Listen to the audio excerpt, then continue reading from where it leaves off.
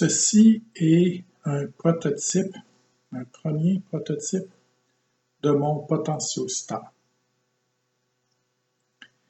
Ici, on voit la préparation du second prototype en s'assurant que tous les morceaux vont aller dans le boîtier sans se toucher.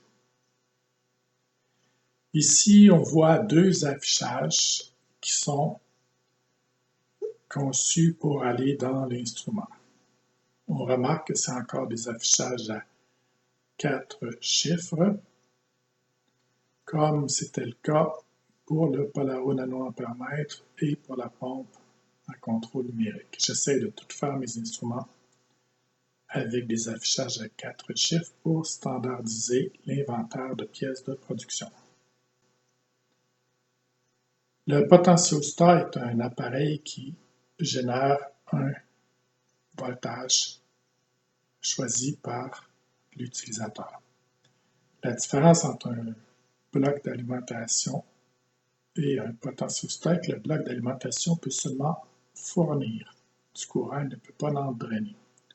Si on veut charger une pile, on peut se servir d'un bloc d'alimentation.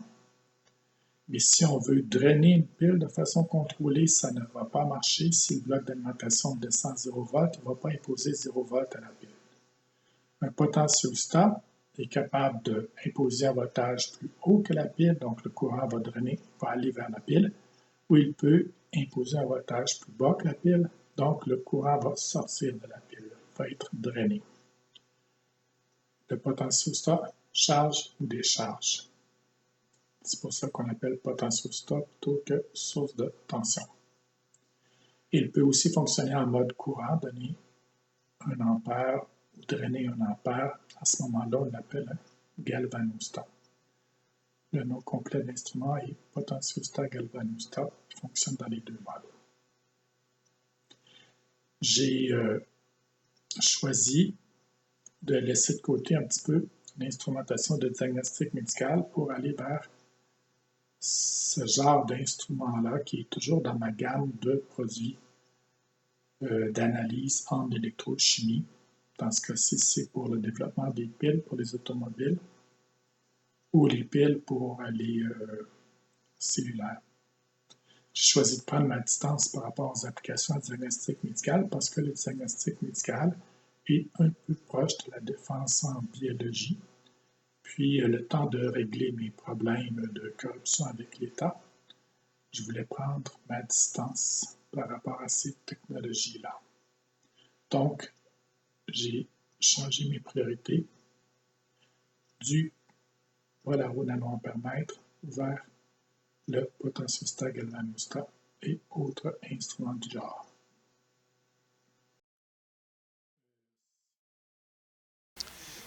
La personne qui faisait interface entre mon entreprise et le programme d'aide à la recherche industrielle du Conseil national de la recherche du Canada s'appelait M. H. M. H a accepté de subventionner mon projet de Polaro nanoampèremètre. Il m'a dit d'aller rencontrer M. B à un incubateur d'entreprise qui s'appelait Innovatech InnoCentre. J'ai rencontré M. B en compagnie de M. Jolivet. M. Jolivet semblait être en entraînement. Il a dit que le fait que j'avais un MBA ne plaisait pas trop à l'incubateur parce qu'ils aiment vendre des services de gestion conseil. M. B n'a pas l'air d'avoir beaucoup apprécié ce commentaire-là. Moi, j'étais content de ne pas avoir affaire avec eux. C'était, selon moi, des gens qui faisaient surtout orchestrer l'économie paye pour jouer. Aux États-Unis, on appelle ça pay to play. Une économie où est-ce qu'il faut donner de l'argent aux fonctionnaires pour avoir les subventions, accès au programme. Donc, ce fut sans suite ma rencontre avec les gens de Innovatech InnoCentre. Lorsque je suis arrivé là, pour cette rencontre-là, il y avait à la porte une liste d'entreprises, dont H Communication.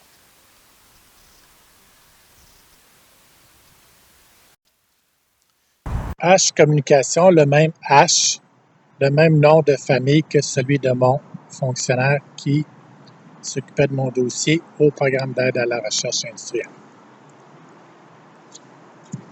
Ce n'est pas illégal pour les fonctionnaires d'avoir de la famille dans les institutions avec lesquelles ils travaillent.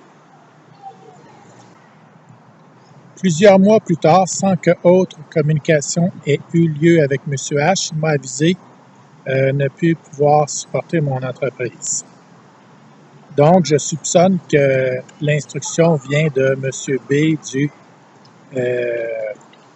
Innovatech InnoCentre. Moi, ma position sur comment est-ce que H Communication est articulé dans le stratagème de financement paye pour jouer n'est pas mon problème. J'ai donné mes théories à la police, mais éclaircir ça n'est pas mon problème. C'était écrit H Communication lorsque je suis entré à la porte. Mme Charret dit que cette compagnie-là n'était pas là à ce moment-là, qu'elle y avait été plus tôt. Mais moi, c'est entendu que je l'ai vu à la porte. Ce qui a eu lieu plus tôt, je ne le savais pas, j'y étais pas là plus tôt. Donc, il fallait, pour la GRC, d'aviser la dame du Conseil national à Ottawa qu'effectivement l'entreprise avait été listée à la porte à ce moment-là. L'entente avec Mme Fortin de la GRC était qu'elle confirme, ce qui est assez évident, que l'entreprise H Communication était listée à la porte lorsque j'ai visité Innocente. C'est la seule façon qu'on peut comprendre que je savais que cette entreprise-là avait été associée à Innocente. Et Sergent Fortin aviserait aussi Mme Montgomery du Conseil national de recherche du Canada du présumé lien de parenté entre H Communication et M. H, mon fonctionnaire.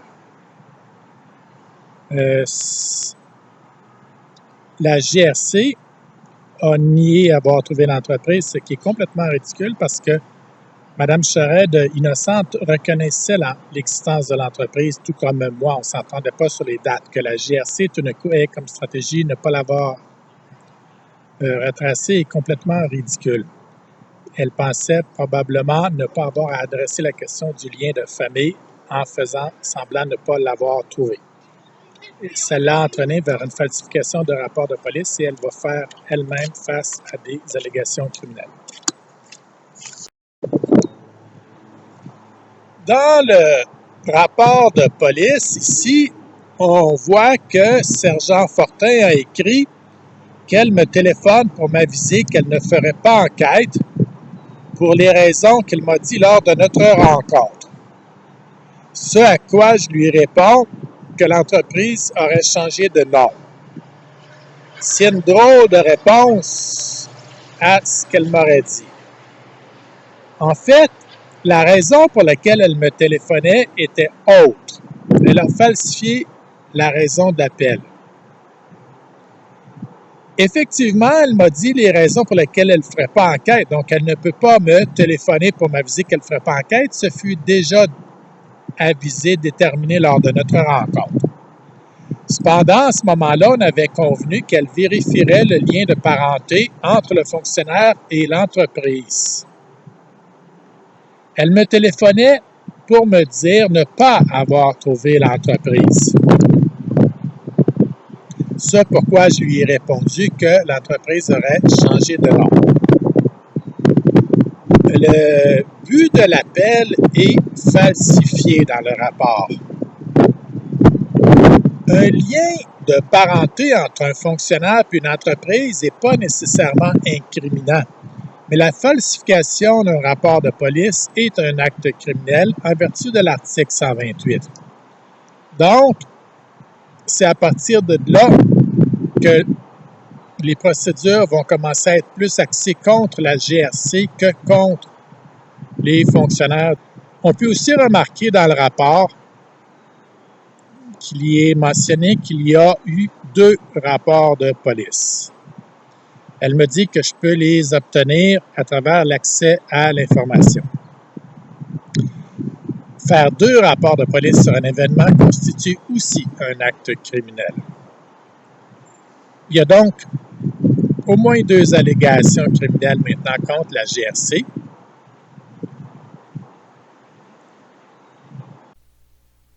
Lorsque j'ai rencontré la GRC, je ne leur ai pas expliqué le contexte de haute technologie et tout, donc elle ne pouvait pas nécessairement comprendre mon souci envers ma crédibilité. Cependant, elle a accepté le mandat et se devait de faire un rapport conforme.